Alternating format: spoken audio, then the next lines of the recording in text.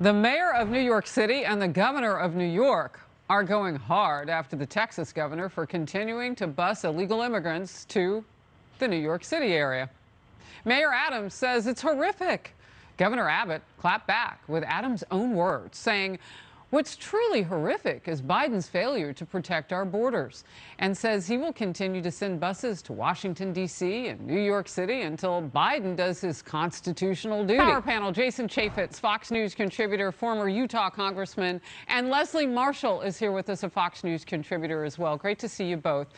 Jason, I'm going to start with just that point that I was making as Nate Foy had wrapped up his reporting there, and that is the fact of where is the genuine curiosity and care that Democrats say they have for this situation. They want to accuse Republicans for not caring for these people as they come across the border, although they've been feeding them.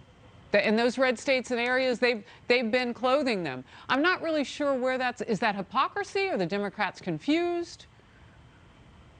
No, I don't think there's any confusion. Look, Homeland Security brought in a guy named Cass Sunstein to open up the borders there with the Homeland Security. And we're talking about millions of people here. Cry me a river, mayor of New York City, that you've got dozens that are coming in at a time. But the country is dealing with this everywhere. Texas and Arizona are doing the right thing, facilitating their safe passage to where they want to go in New York City, but they should never have been invited to the border. And by the way, this is the same Mayor Adams who initially was supportive of giving all of these illegal people the right to vote in the elections. And so don't tell me that there hasn't been an open invitation to come to the city here. I just think it's wrong. It's human trafficking. It's drug trafficking. The number of people that are raped along the way is disgusting. And it's all because Kamala Harris and Joe Biden opened up the borders and invited these people to come in, and they have by the millions. Leslie, you and I have been talking about this literally almost every time we see each other.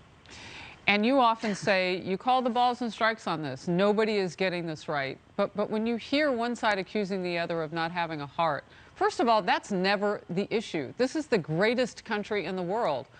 We do so much for so many around the world. That's not where the argument ought to lie.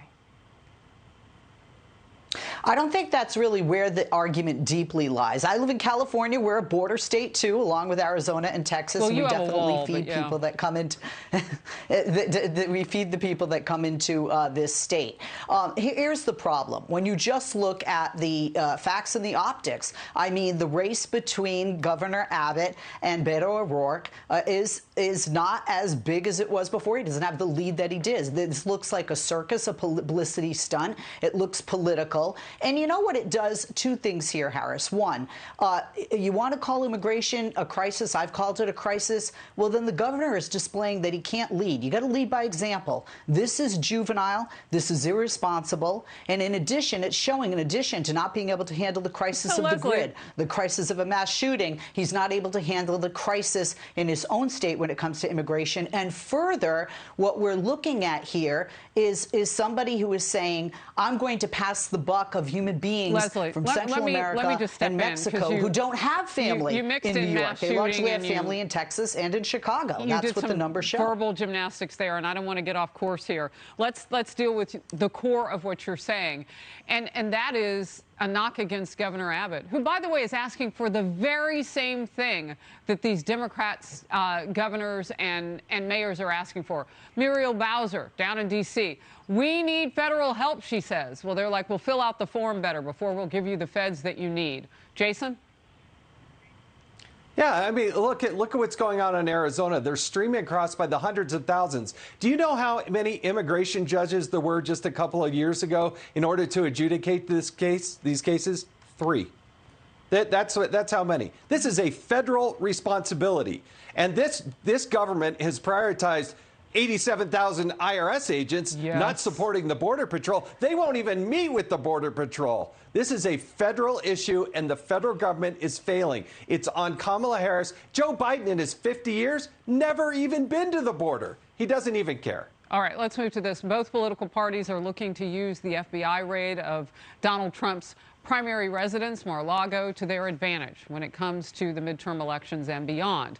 Within hours of news, a large crowd of Trump supporters gathered outside, cheering and chanting in support of Trump. An NBC op-ed titled "Why an FBI Search Won't Stop Trump from Running in 2024 and Might Encourage Him" says, quote, "Whatever legal jeopardy the former president may be in, expect a campaign announcement from him soon after the midterms." And just after the raid, Trump himself posted a nearly 4-minute-long video in what looks like his biggest 2024 tease to come. He ended it with "The best is yet to come." Leslie, I come to you for your reaction. I would agree that this actually riles up his base and actually helps former President Trump. I don't think anybody's going to stop Donald Trump from running. I don't think his ego will allow him not to run, to be honest. But look, this is, in my opinion, I know people think I'm crazy when I say this, but I'm not. This is not political. The Department of Justice is the Department of Justice. They have an investigation into January 6th. They have to investigate everything. And if anyone has removed classified documents and put them in their home, Mar-a-Lago or otherwise, no matter who you are, because no one is above the law, they have to do that. They had a warrant. This was a legal raid. This was a legal seizure of these documents. And if there's nothing to hide and nothing illegal, this should be embraced with open arms, saying, come on in, fellas, look at everything. I've got nothing to hide. I don't know if you're aware that they had already been cooperating and turning over materials. I understand a local magistrate in West Palm Beach issued the warrant, Jason, and we're about to do a lot more digging because this guy used to be with the federal U.S. Attorney's Office and went to work for Jeffrey Epstein. That was his last job. They didn't go to a federal attorney or a federal judge on the docket right now. I just learned that from Raymond Arroyo in detail. So there are some things to question and to look at here. Jason.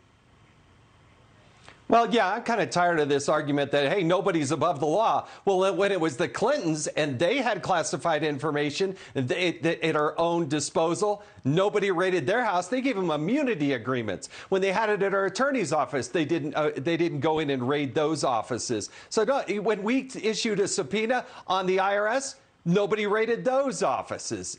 Don't tell me that this is equal and fair and that there's equity in this. It is not. It is a one-way street, and it's all against Trump.